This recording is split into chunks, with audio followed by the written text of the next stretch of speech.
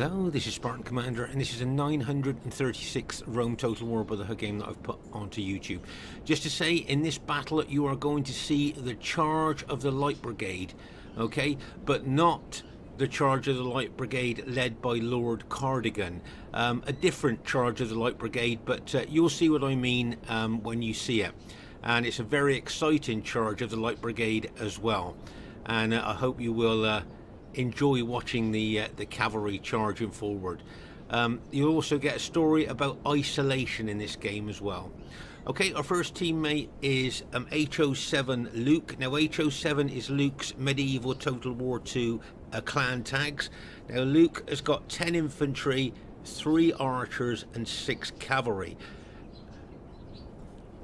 Quick look at the upgrades on his archers there, and you'll see that his archers have got 8 upgrades, 2 experience stripes, gold shield, gold attack. We know that the archer auxiliary are elite archers anyway, so to put those upgrades on really makes them serious archers there. And his cavalry has just got 7 upgrades on, an experience stripe, gold shield, gold attack there. So it'll be interesting to see how Luke uses that army during the course of the battle. Okay, our next teammate is myself. Spartan Commander has got his very old Roman army of 14 infantry and 5 cavalry. Okay, 14 infantry and 5 cavalry. And our next teammate is RTW player Amanda. Now Amanda's got 10 infantry, 3 archers and 6 cavalry. Basically the same army as Luke there. Okay, so Amanda's got basically the same army as Luke, but different upgrades, as you'll see here. If you have a look at the cavalry of Amanda's, if I'm not mistaken, I think it's got, 8 upgrades on, 2 experience stripes, gold shield, gold attack. So it's basically the same as Luke, but just with a little bit of different upgrades on the units there. Okay, so our last teammate is Brotherhood member Royer 35, who has bought the Numidian faction. Now we've changed the rules a little bit for Numidia to make them more competitive on a 31k battlefield. So the only rules for Numidia are 6-foot archers max, no artillery and 3 elephants max. Now you'll see here that he's bought 17 light cavalry. Okay, 17 light cavalry. So of course, you know, like that's a brigade, isn't it? Probably about a brigade number there. So there are 17 units there of light cavalry. So as I say, later on in the battle, you are going to see the charge of the light brigade, but not led by Lord Cardigan, but led by Brotherhood member Royer 35. And there you are, he's got his 3 elephants there as well. So he's got 17 light cavalry and 3 elephants. Okay, 17 light cavalry and 3 elephants there. And as I say, later on when you see the charge of the light brigade, it is pretty epic. Okay, so if you have a look at the general there, the Numidian general there, he's made it an elephant unit. Okay, so there's a Numidian general there, stood in a little box on top of the elephant there. Now these elephants have got big attack specifications, they've got a big fear factor, they've got archers on their backs, and they've got loads of hit points. I can't remember, I think it's something like 13 hit points, something like that. I can't remember off the top of my head, but they are very powerful there. And as I say, the fear factor there, plus the 17 light cavalry, this is why Numidia could be quite effective on the 31k battlefield. So there's our team, should be a great one for you to watch. And here is the other team. We have Brotherhood member Arminius. Now Arminius has got 8 infantry, 6 archers and 6 cavalry. Yes, just 8 infantry, 6 archers and 6 cavalry.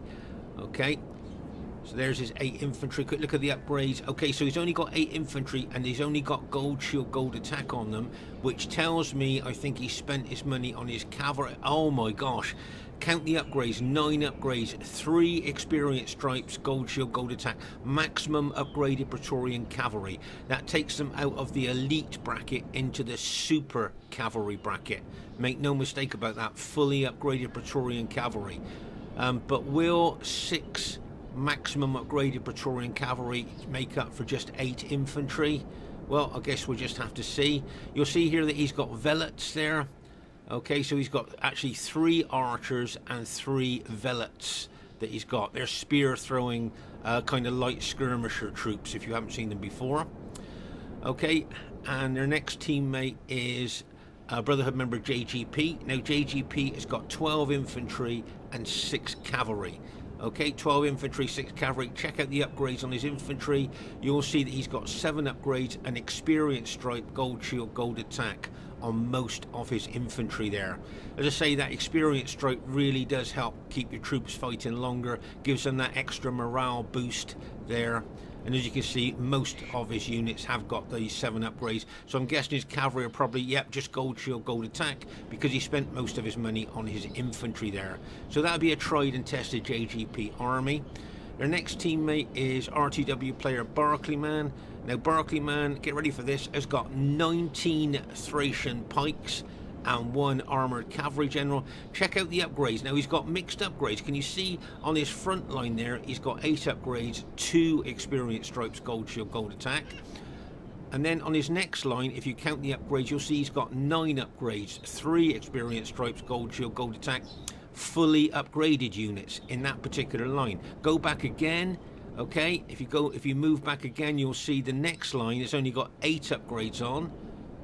There, once again, let's see, 2 experience stripes, gold shield, gold attack, but the last line is fully upgraded, 9 upgrades again. So he's certainly got mixed upgrades through his Thracian pikemen there, but make no mistake, those are very, very well upgraded pikes and should not be taken lightly there. Okay, so very well upgraded pikes, plus he's got some, I think it's is it Aurelian mercenaries there? Yeah, Aurelian mercenaries that can throw spears as well. So he's got missile throwing troops as well on top of all those pikes. So that's quite a formidable force there. Okay, their last teammate is someone who's called himself OTD Chimrazig, but is in fact Scorpion King SR. Now he's got 3 archers, 11 infantry, and 6 cavalry. Okay. Let's have a look at the upgrades there of his infantry. Here you see he's got 7 upgrades on his infantry, an experience stripe, gold shield, gold attack. Okay, but his forward pilot shield units have just got gold shield, gold attack on. Quick look at his cavalry. I'm thinking just gold shield, gold attack, because he spent most of his money on his infantry. So there's the enemy team. This has got the potential to be a cracking battle, and I hope you enjoy it. Okay, at this very, very early stage of the battle, you'll see Scorpion King being his usual aggressive self and moving over towards Luke to take the battle to the enemy. Okay, but what I'd just like to show you here, can you see a massive gap between Scorpion King and Barclayman there, his ally? And if Scorpion King's not careful, he could get isolated there. Now, just to say that everybody that plays Rome Total War sometime or another has become isolated. But as you can see there, Scorpion King is a long, long way away from his allies there. Now, am I going to move towards Luke there to help get, help get Scorpion King, or am I going to move my cavalry over to help Luke there? Because, as I say, Scorpion King is in danger of becoming isolated there. And as I say, you can see Scorpion King being very aggressive, as he always is in battle, and always likes to take the battle to the enemy. And here you'll see that Luke's archers and Scorpion King's archers there are exchanging arrows. And as I say, you can see Scorpion King's whole army moving towards Luke there. So it'll be interesting to see what happens on this right flank of ours. You see, I'm bringing my green Brutii cavalry over here now to help Luke there if he decides to attack Scorpion King. Now, if you notice here, can you see that Scorpion King is moving even further away from his allies there? Can you see his army is moving right? So he's moving even further away from his allies. He's kind of isolating himself even more there, as you can see. So it'd be interesting to see what we do on this right flank in regard of Scorpion King there being so isolated. Now here you can see Luke starting to move his cavalry forward there towards Scorpion King. You'll see Scorpion King is now moving his army back, but maybe instead of moving back he should move towards his allies. I don't know what you think there, but as I say, just look at the gap between Scorpion King and his Thracian ally there. It's pretty massive, isn't it? And to say maybe it might be a good idea for him to move his army up towards his allies there instead of stand. There you are. Can you see he's actually moving away from his allies once again there? So he's kind of isolating himself even more. Okay, let's just pause the game for a second here. So, as I say, you've got my cavalry there, and now you can see Amanda has brought her cavalry over here as well. So we've got, with Luke's cavalry as well, I think we've got something like 17 cavalry units there, plus all of Luke's infantry to hit Scorpion King with. And as I say, if you just look at the gap between himself and his allies, I think he is really isolated there. But make no mistake, we've all done this in battles in the past, so it's just an example, that's all.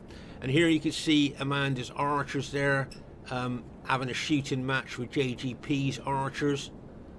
And if you notice here, you'll see that our Numidian ally, Royer 35, is bringing his Numidian army. Looks like he's going to move his army over to the right flank as well.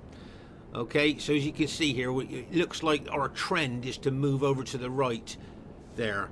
But as I say, you can just see the distance between Scorpion King and his allies there. I mean, he really is isolated.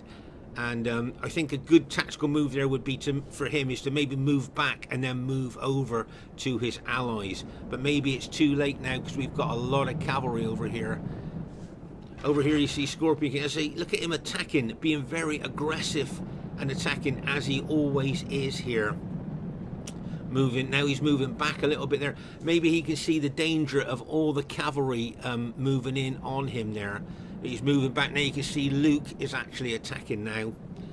And as I say, we've got all of Amanda's cavalry and my cavalry there. And I think altogether we might have like 17 cavalry units there. So that's 17 units of cavalry charge there that we can charge into Scorpion King. Okay, so as I say, here you'll see that Barclayman has spotted the danger for Scorpion King and is sending half his pikes there, round about half his pikes over to help Scorpion King. But whether they'll get there in time or not, I don't know. We'll just have to see about that. But as I say, here you can see a JGP looking at attack Amanda's archers there. But our trend here, the team here look to me like we're all moving over to wards our right flank there. Okay, and you can see here Arminius closing in, JGP looking like he's going to attack. But as I say, we've got 17 or 18 cavalry units over here ready to attack Scorpion King. You can see Scorpion King now is really isolated here on this particular part of the battlefield. In days gone by, when we saw something like that, the Brotherhood call was isolation, and then we all could see which army was isolated and we all used to charge in here. Right, you can see here Luke now attacking Scorpion King. You see Scorpion King counter-attacking with his cavalry there like a bang as he smashes back in there. But you can see Luke moving forward there. You've got Amanda's cavalry. I've got my green Brutii cavalry locked and loaded here. You can see here Scorpion King's cavalry there, routed a couple of Luke's cavalry units there. So well done, Scorpion King. He's doing well here. But just look at Amanda's cavalry going in there and bang as he smashes in there. You can see my green Brutii cavalry approaching the melee here as well. I'm going to smash in. I'm going to go through Amanda's cavalry and smash into that SPQR cavalry. There goes my cavalry in wedge formation for more impacts, more penetration, and bang as it smashes in through Amanda's cavalry straight into the SPQR cavalry there. Oh my gosh, just look at that for impact and penetration there.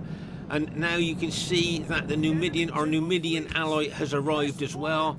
Okay, so over here you'll see this is the first charge of the Light Brigade. Okay, but this is a minor charge in comparison to what you're going to see a little bit later on. Okay, so as I say, this is a minor Light Brigade charge here. You'll see the main one a little bit later on, but you can see a lot of Scorpion King, including his general unit, has now been routed. Okay, now if we move back over to Amanda's and my army here, you'll see that we are actually kind of retreating over to the right flank here, and you can see the enemy team are basically chasing us there. But make no mistake, our armies here, both of our armies want to get over to our allies over there, and of course both our cavalries are over there as well. So as I say, you can see the enemy team kind of chasing us as we're moving over to that right flank. But over on the right flank, make no mistake, you can see that Scorpion King's army there, I think he's got 4 or 5 units left, but with that Numidian light brigade charge there, like you can see them charging, they come bang as that cavalry smashes in there, routed 2 of Scorpion King's units on impact there. And if you look now, we're going to charge into what's left of Scorpion King's SBQR units there. I think he's just got 2 units fighting from what I can see there. Can you see the 2 units fighting there? There you are. Okay, so at this stage of the battle, we have routed all of Scorpion King SR's army. His entire army has now been routed. Okay, so there you are. We've got all our cavalry, all that Numidian cavalry, 17 units of it, Amanda's cavalry, my cavalry, and Luke's cavalry there. And poor old Scorpion King. This is what happens to you when you get isolated. Okay, make no mistake, all of us that play Rome Total War have been isolated sometime or another, sometimes more than once, like myself, you know. But I just thought it was a good example to new players to Rome Total War. Don't get isolated, because this is what can happen. Now this game's turned into a 3v4, if you like, us with our 4 armies against their 3 armies now. Okay. So as I say, you can see both Amanda's red Julia army and my green Brutia army moving back over towards our allies there, and of course moving towards our cavalry as well. And you can see the enemy troops here really pushing on us. Now don't forget, Arminius's cavalry are fully upgraded. 3 experienced stripes, gold shield, gold attack. As we said earlier, takes them out of the elite cavalry bracket into the super cavalry bracket. It wouldn't surprise me if these 2 units of Amanda's got hit here. They're like stragglers, aren't they? They're going to get smashed by that fully upgraded cavalry, I think. You can see Arminius charging, bang, as he goes in there. Some more fully upgraded cavalry, and bang, as they smash in there as well. I think Amanda's lost these units here. I think they're going to start routing. See, one is routed already. There you are. So those units have now been routed there. I thought they might get caught there. They were kind of, as I say, a little bit stragglers, a bit like stragglers there, weren't they? Okay, so you can see here that Amanda and myself have moved over now, and we've got our cavalry have come to us as well. You can see though, Amanda, I mean, how many cavalry, infantry did she start with? 10, and she just lost, I think, 3. So she's got about 7 infantry units left approximately now. But you can see our cavalry now can come back over to assist our infantry if needed. Okay. But you can see that the elephants there of Numidia still there, locked and loaded. And over here you can see the light brigade of Numidia, okay, getting prepared to do one heck of a massive charge of the light brigade. And as I say, you will see that a little bit later on. But here you can see, nice move here by Arminius there with his fully upgraded cavalry, trying to get around the flank of Amanda there, like a bang, as he smashes into that infantry unit, and then the last unit goes in there and bang, trying to take that infantry unit out. You can see Amanda counter-attacking with her cavalry here. And as you can see, the purple SBQR army of JGP has come up to face my green Brutii army there. Okay, and you can see Arminius' infantry closing. You can see the Thracian pikemen coming towards us as well.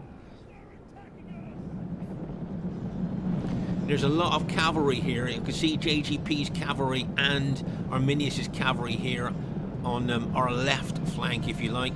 There's a Julia unit just about going to get smashed and crashed there. Bang and bang as they go. Right, here comes the elephant and Amanda's cavalry coming in there, and bang as they smash in there. A nice combination of elephant and cavalry hit there by Amanda and Royer 35. Really good combination there, and a good move by the enemy team in backing their cavalry off. They don't really want to fight a combination of elephants and cavalry there. So nice counter attack there by Amanda and Royer, I think, with the elephants and cavalry. Well done to them. Only trouble is I can see one of those elephants is a muck, run amok there, and it's starting to kill other elephants that is in another elephant unit there. Can you see? I noticed that a muck elephant unit just killed one of the other elephants there. So as I say, these amok elephants, they can be a real nuisance here. And the last thing we want is an amok elephant unit to come in amongst. There you are. Can you see that amok elephant unit attacking now? You know, killing the Numidian general unit elephants there. Can you see those elephants going down? Oh my gosh. Right, you can see a Royer now. Right, okay, so get ready for the charge of the Light Brigade. Okay, so here you are. You can see that Royer 35's got his 17 cavalry units here. Okay, and this is an epic charge of the Light Brigade. Of course, not led by Lord Cardigan, but led by Royer 35. Now you watch this for a charge of the Light Brigade here. I think that he's going after the SBQR units of JGP with his 17 cavalry, but this is one of the biggest epic cavalry charges you'll see. There's that, oh my gosh, the Numidian general has now run amok. So the Numidians have lost their general morale bonus, and we know Numidia's morale is really poor. So that's a bit unfortunate there just before the charge of the Light Brigade goes in. But just watch, this is one of the most epic cavalry charges you'll probably see. But will it be successful? Well, we just have to see there as they go in.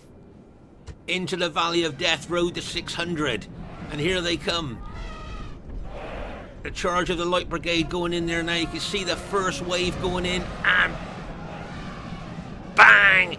And then the next unit's going in. And bang! As they charge in there. He's charging straight into the Thracian pikes. Oh my gosh, he's bringing the rest of his light cavalry in as well. And there it goes. And bang! As it smashes into the anti-cavalry pikes of Thrace. Oh my gosh, that's the Numidian general's just been taken. Oh my gosh. All of the Numidian army's light cavalry has just been routed. Okay, so it was an epic charge, but I suppose some people would say it may be an epic fail as well. And just look at the mass of dead Numidian cavalry in front of those Thracian pikes. Oh my gosh, what an epic cavalry charge there. I think the real charge of the Light Brigade, they had more survivors than what the Numidian light cavalry charge has just done there. But oh my gosh, so okay, so the enemy lost all of Scorpion King's army and made that a 3v4. We've just lost all of our Numidian allies' army there, so now it is kind of like a 3v3 now. Okay, but please put your thoughts in the comments about that fantastic charge of the Light Brigade by the Numidian Light Cavalry. I'd be interested to see what you think about that. Okay, so here you can see Arminius here with his cavalry chasing Luke's cavalry there. Okay, so, and now here, can you see Luke's red Julii infantry there? Okay, and you can see Amanda's and myself have kind of integrated our troops there. But I just want to show something interesting here. Can you see the way that Luke's infantry has gone? Can you see they've gone on those long, thin kind of formations there? Okay, that's a sign that he's lost his battle formation. Now, sometimes in battle, if you lose a unit out of your battle formation, you kind of, and you don't amend that straight away, you lose your battle formation there. And whenever you see units with those long units like that, you know that they've lost their battle formation there, and they go into that kind of formation. Here you can see Arminius has got his fully upgraded cavalry unit in behind Luke there. And as I say, with our Numidian allies cavalry all routed there, that's lowering the morale of our troops as well. Whenever you have allies routing allies run through your troops, it lowers the morale of your troops. So that's not very good for us either. And as I say, Luke here is retreating here as Arminius is moving forward. You can see Arminius is fully upgraded cavalry ready to charge in there if it gets a chance. Meanwhile, over here on our left flank, you'll see that Amanda's Julii cavalry is fighting JGP's cavalry there. If you notice here, I'm charging my green Brutii cavalry over to help there. But meanwhile, over here on our right flank, you'll see I'm moving back slightly to angle my infantry towards the enemy blue Scipii army there. Okay, now make no mistake, when your units go into this, when you lose your battle formation and those infantry units goes into those long lines there, they're pretty useless really. They just tend not to perform very well. And with Arminius' cavalry ready to smash into the flank there, and you can see Arminius' infantry is hitting there, Luke needs some help on that right flank there, or his army is in danger possibly of being routed. Right, meanwhile here I'm sending my Brutii cavalry over to help Amanda against the enemy SPQR cavalry there. Okay, you see my cavalry arriving now in wedge formation for more impact and more damage, and bang, as they smash in there. Just look at my cavalry smashing into that SPQR cavalry there, through Amanda's cavalry there into the SPQR cavalry. But you can see there the Thracian general sent over a couple of his Thracian units there. Okay, so over here on our right flank, I can see Luke's army is possibly in danger of being routed. So what I'm going to do here, I'm going to take my Brutii army over. You can see some of Luke's units are already starting to rout. More cavalry and infantry coming in from Arminius. So what I'm going to do here, I'm going to move my Brutii infantry over here to support Luke here. And attack the enemy blue Scipii infantry there. Okay, so there you can see me moving my Brutii infantry across there. And it wouldn't surprise me if the Scipii general pulled his infantry out once he sees my green Brutii infantry arriving there. And you can see that Arminius is now pulling his infantry out as my green Brutii infantry arrive there. Okay, so here you'll see over on our left flank, we've managed to defeat the enemy SPQR cavalry. Now, what I want to do with my Brutii cavalry now, okay, now we defeated that SPQR cavalry, I want to get my cavalry in behind the enemy troops. Okay, so what I'd like to do here is possibly get my Brutii cavalry over here. Okay, maybe with a view to smash into the back of that enemy Scipii infantry if I manage to get engaged with them. So that's what my plan would be, is to bring my cavalry round there to try and get into the back of those enemy Scipii infantry. Okay, but meanwhile you'll see that my green Brutii infantry will advance towards those Scipii troops, okay, here to support Luke on our right flank. That's what I'm there for, and that's why I've moved my Brutii infantry over there. Okay, what I'm going to do is I'm going to keep moving forward. As a lot of you know, I tend to do the old-fashioned, old-school surge attack when I think the time is right. And what I'm doing there, can you see how my army is surging forward now into those Scipii troops? Now you'll see some Thracian pikemen have come across here. Now this could well work out well for us here. Okay, you can see my green Brutii infantry, as I say, surging forward, but I'm going to change trajectory. I'm no longer attacking the Scipii infantry because we've routed most of them now. What I'm going to do is change trajectory and pin and hold these Thracian pikes. Can you see why I'm going to do that? Okay, the reason I'm going to do that is because I'm hoping to do a hammer and anvil attack. My cavalry here that I brought around the back of the enemy, I'm going to use as a hammer and smash into the back of those Thracian infantry while my infantry become the anvil. So this could be a classic hammer and anvil attack. Okay, meanwhile here, Amanda's doing well, facing all of those SPQR troops and those Thracian pikemen as well that could come around the flank of Amanda there. Okay, but just watch out here for this hammer and anvil attack which I'm planning. And as I say, I've changed trajectory of my infantry here to pin and hold those Thracian pikes. You can see some elements of Luke's red Julio infantry as well. Right, here comes my cavalry. Get ready for this, a real classic hammer and anvil attack, and bang! As my cavalry smash into the back of those Thracian pikes there. Classic hammer and anvil attack. Can you see I'm also surging forward with my infantry as well? Okay, really putting a lot of pressure on those Thracian pikes. Right, now over here you'll see Amanda's red Julia army under a lot of pressure from enemy SPQR infantry and cavalry.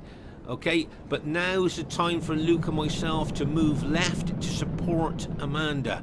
Okay, can you see my infantry straight away heading left there towards Amanda's infantry. You'll see I'm sending my cavalry over there as well. Can you see Arminius here has got his fully upgraded battle damage cavalry in behind Amanda? So you can see my Brutii cavalry going to smash into JGP's SPQR infantry and bang as they go in there. Oh my gosh, right. Okay, so you can see I'm sending my cavalry in to attack JGP's engaged SPQR troops fighting Amanda here, but you've got Arminius' fully upgraded cavalry looking to smash into the back of our Julii ally there. Plus you've got a couple of JGP's very battle damaged cavalry units looking to smash in there as well. So make no mistake there, Amanda's in danger of possibly being routed. You can see that Barclayman here has turned his Thracian pikes here to face our advancing infantry. Okay, so as I say, this battle is still up in the air at the moment. And let's see how well Amanda can hold after this cavalry hit into the rear of her engaged troops there. And bang! And you can see that fully upgraded cavalry going in again there. Look, and bang! Bang! And then JGP's cavalry going in as there. Bang! Oh my gosh. Hammer and anvil attack by the enemy troops there.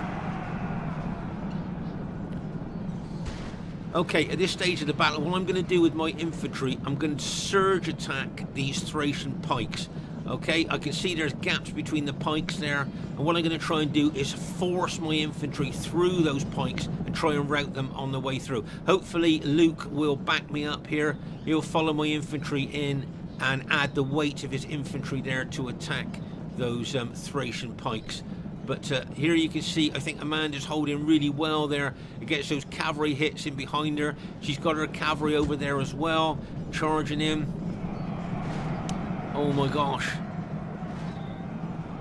You can see my green Brutii cavalry has pushed through the enemy troops there, charging into those Scipii cavalry. There's an SPQR cavalry unit coming in there, bang! You can see the Thracian cavalry general racing around the battlefield. Right, can you see my green Brutii infantry surging forward, trying to pierce those Thracian pikes there? Can you see how my army is really moving forward? Remember, when I do these surge attacks, it's not just one surge attack, it's a surge attack over and over again, trying to push through and wear down the enemy troops in front of me. As I say, I hope Luke is going to join in here and add the weight of his troops there against those Thracian pikes. But meanwhile here, Amanda's been holding really well against the enemy troops that's been coming in on her infantry there. Right, you can see I'm pulling my Brutii cavalry out. I'm going to lock and load them. Okay, so just something interesting you might find interesting here. Can you see this SPQR general? Now that's the unit I really want to go to. I want to take that general out, but it's got pikes, enemy pikes on both of its flanks. So I need to be kind of surgical with my cavalry hit. I don't want to get involved with those anti-cavalry pikes, but I want to hit that SPQR general. Try and take the SPQR general out, take the morale bonus away from the enemy troops. Okay, so just watch my green Brutii cavalry. I'm trying to do a surgical hit here straight on to that SPQR general. See my green Brutii cavalry going in, and bang, as they smash into that SPQR general there. Now unfortunately I don't think I took him out there, but can you see that Luke now is assisting my infantry in pushing forward onto those Thracian pikes? Right, can you see Amanda's cavalry charging in here into the flank of the enemy troops there? But over here you can see both Luke and myself forcing our infantry through those Thracian pikes and trying to take out and rout those Thracian pikes as best we can. But you can see Amanda's doing very well there against the SPQR troops. The Thracian pikes still holding quite well, but remember, a lot of those Thracian pikes were fully upgraded and their general is still alive as well. See my green Brutii cavalry charging in here, take out the rest of those SPQR troops, especially that SPQR general if I can, like a bang, as they penetrate there. You can see that that SPQR general that we'll both be trying to take out. Make no mistake, Amanda and myself will be going for that SPQR general there. Try and take that SPQR general out. I've got my cavalry on alternate AOR. We've just taken the SPQR general out, so that's good news for us. And you can see us closing in on the last of those Thracian pikes there. So there you go. You can see there, it looks like our team has managed to go on and win the battle there. So that's good news for us there. And if we, it's a very, very spread out battle here. If we go all the way over here, this is where poor old Scorpion King's army got isolated and he got taken out there. And of course that made it basically a 3v4 there with his army taken out. Our arms were basically intact there. You can see the first of the charge of the Light Brigade there. That was their first charge there into Scorpion King's infantry.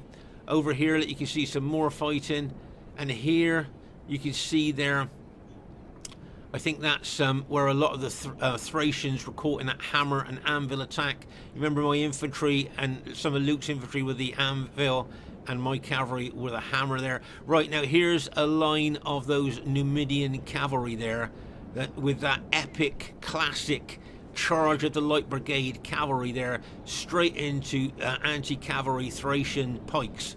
So that's the outcome of the charge of the Light Brigade in this particular battle. And here you can see, the more you look around the battlefield, you can see the more intense the fighting was here. As we look around the battlefield there, you can just see the intensity just by the amount of dead there. Over here, you can see that's where that big cavalry battle was, where Amanda and myself's cavalry were fighting the enemy SBQR cavalry there. There's one of the Thracian pike units still left there. But as I say, it looks like our team has managed to go on to win the battle here. The enemy general flees. Press forward so the I see Arminius's Scipii infantry has rallied here, but all his units are exhausted. So he's brought them back to the battlefield, but I think they are all exhausted there. So I think a solid hit from our infantry could rout them there. As they're exhausted, remember their battle proficiency will be on the floor, their morale will be very low, and when they get hit, it wouldn't surprise me if they almost routed on impact as our troops hit them there.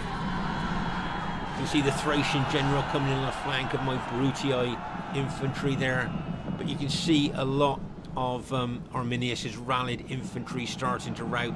You see my cavalry there, my very battle damaged cavalry charging in there, and bang as they charge in there. But as I say, you can see there's a Thracian pike. You can see the Thracian cavalry general smashing into the back of our troops there.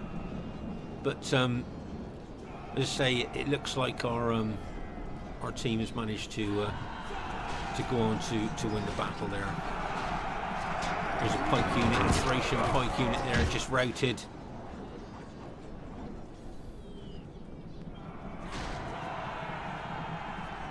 And there you can see there. I think the Thracian generals just admitted defeat.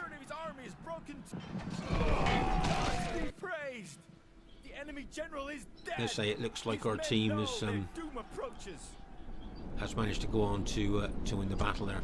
Let's just pause the game for that. I just wanted to have a look at that Numidian cavalry again. I mean, oh my gosh, what an epic classic 17 light cavalry charge straight into Thracian pikes there. I mean, that was, got to admit, that was pretty epic. I'll be interested to see what your thoughts are in the comments about that particular charge of the Light Brigade there.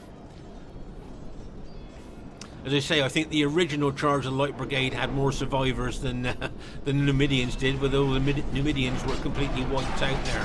There's that one SBQR unit left, I think, and I think that was the last of the enemy troops that were left now.